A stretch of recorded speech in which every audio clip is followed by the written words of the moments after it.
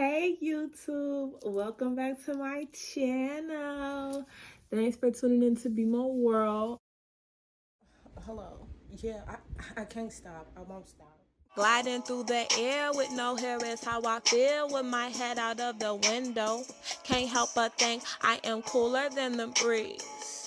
Make them shiver, let them know. As cool as I be, the sun still ain't hotter than me because I'm pure and I'm natural and I rock my afro. As you can see by the title, this video is about the Netflix show.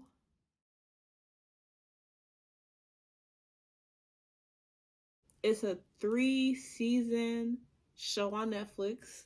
It's called Locke Key. And this video is mostly going to be about season 3. And I enjoyed every season. Oh, hold on. Basically, subscribe, comment, and like. Check out my ice made by me. Yep, other things that I do. So, anyhow, so season 3 of Locke and Key, I think, has like 8 episodes. This season, when I tell y'all I love a freaking thriller, I love a thrill. So I don't watch scary movies. I'm not a scary movies fan. I'm not a fan of being scared or being frightened, or like that type of vibe is not my vibe or whatever. Hold on, wait. Why is my situation all the way buttoned down like that? Like, I came on here with a cooler situation. Okay. You know, button her up. I don't know. I got the white on the sleeves. I don't need the white undershirt. Okay. So basically, Locke and Key season 1 and 2, good, awesome, amazing, no complaint. When I tell y'all, this freaking season 3, from episode 1 to 8, I was on the edge of my seat. I was scared because come season 3, the Locks, they my family at this point, so I was scared for them. I was like, oh my God, I hope they all right. Okay, so basically, I'm not sure what episode this happened, but basically, for some odd reason, their uncle was getting married, and the destination of the wedding was the Key house or the Locke house or whatever. It was their home, was the location, destination of this wedding.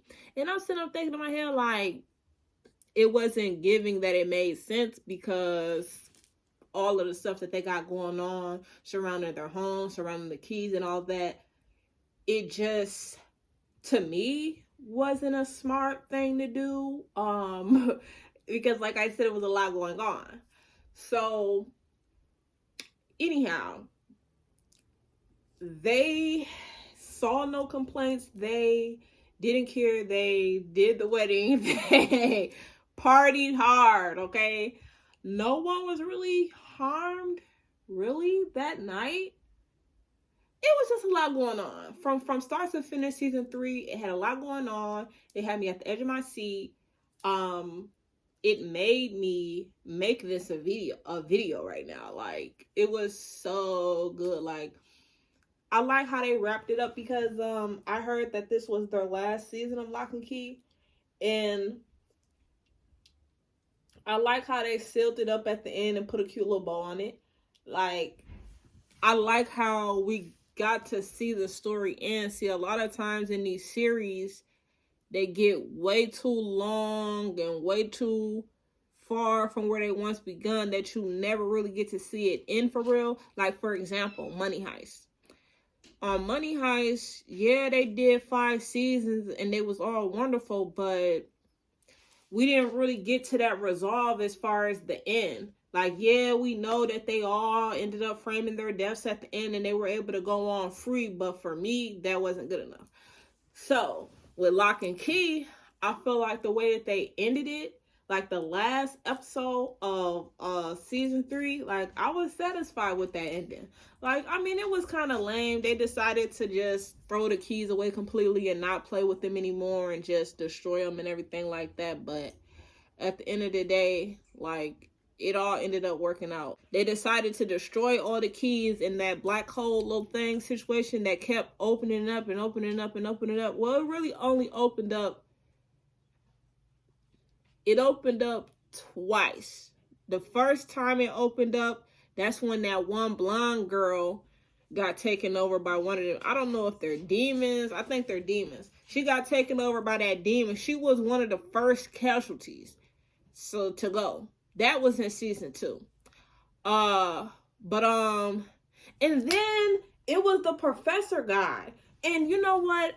I could have sworn he was a demon, but I guess the way that they let it play out to the end, I guess the professor guy wasn't a demon. I thought that he was working with some of the evil people, but they didn't show that play out as far as like him being a demon. I don't think he was a demon, but he was so thirsty to find that place, wherever that black hole was or whatever they called it. But anyhow, I thought he was evil, but I guess he wasn't. But okay, one of my favorite parts of season 3 is when, okay,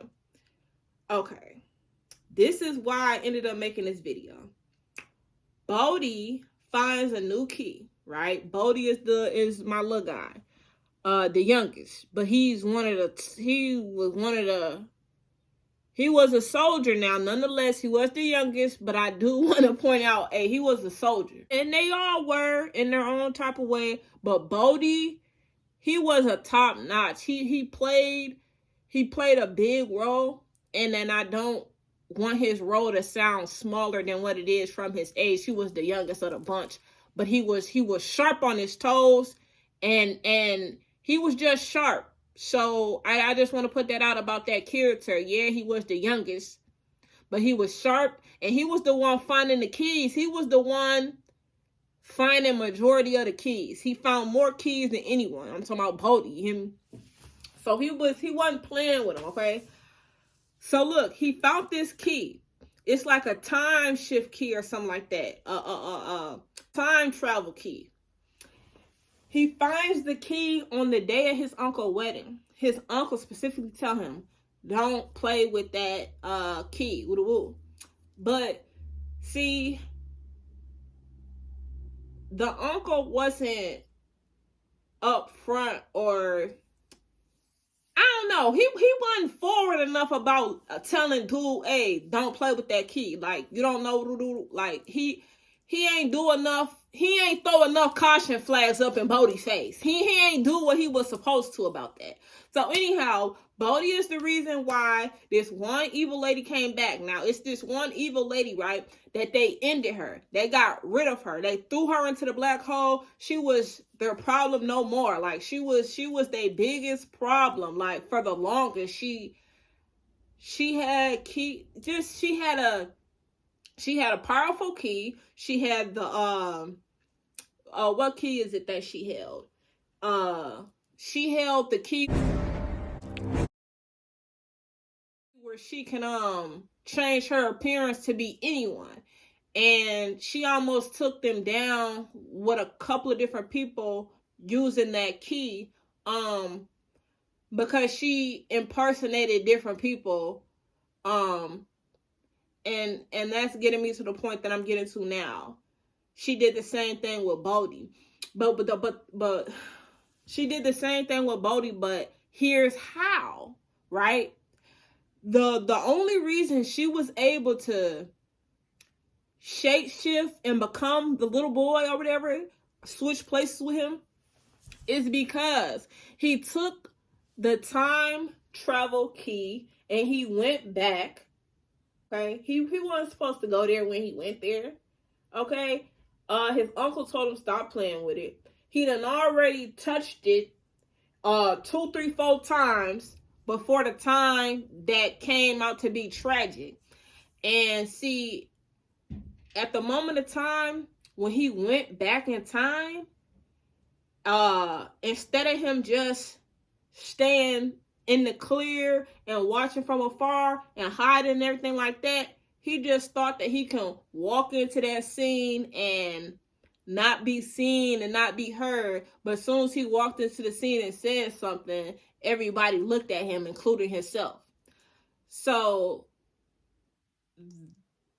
that's how he brought back that evil lady.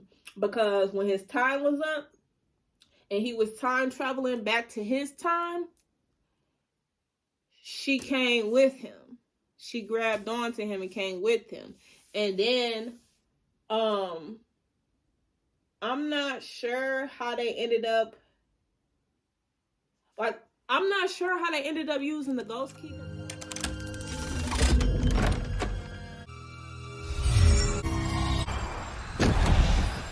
But they ended up using the ghost key and they went out that door, and maybe that was her plan all along, because as soon as they went in that door, she came back and went straight into his body.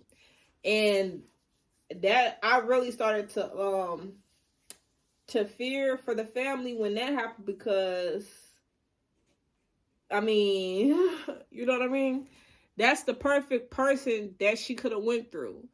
But she was just too thirsty. And I don't even think it's a girl for real. I think it's really like a dude for real. But like, I don't really know what that demon is, if it's a female or a male. They kept showing it as this one lady, but I don't really know if it's her or someone else. But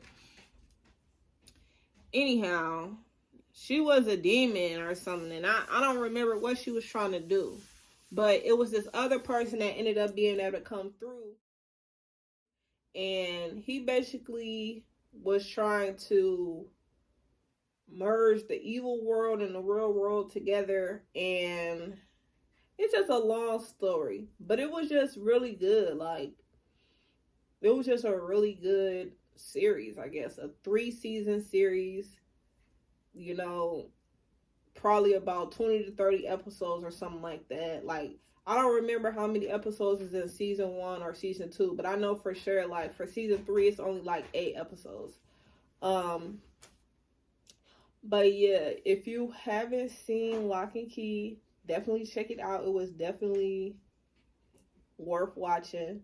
But it really all depends on what type of shows and stuff you like, because I liked it, the show, because it's my type of show. Like, it's the type of shows that I like, you know. Mystery, it was just cool, you know. They had about like 30 keys total, and each key did something different. One key was the mind key. You would put the key, you would insert the key into yourself, and then you would just be able to like walk into your mind, and everyone's mind was different. Like, I seen the mind key used on like, I guess like 8 different people, and just the way that their minds were on the inside, it was really cool. Because it's just interesting how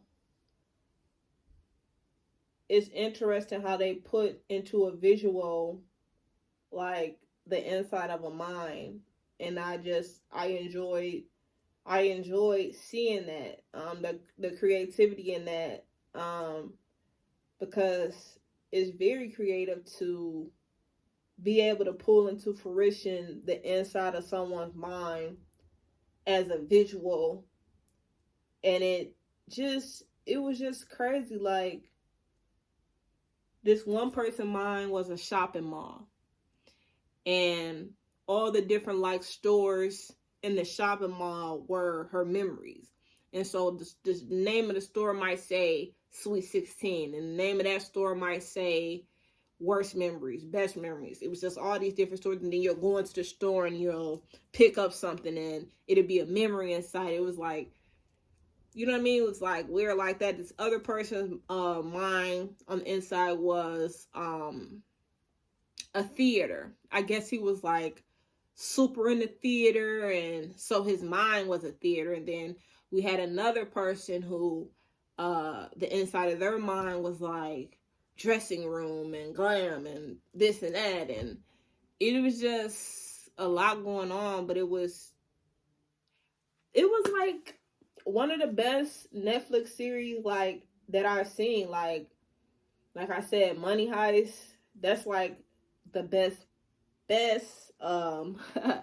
Money Heist is at the top of the list for me as far as Netflix series. And Lock and Key is on the list. You know what I mean? I'm literally looking for the title of this because it was so good as well. I'm just trying to find this. Oh, The 100 was good. That was a good series, but that ain't the one that I was. Oh, 3%. 3%. Yep. So 3% is good as well. It has 4 seasons. And that was good from start to finish. Another good one on Netflix is The 100, and I know I clearly already said that, but I'm about to see how many. Oh, The Island was good. Let me see about Outer Banks. That's another good one.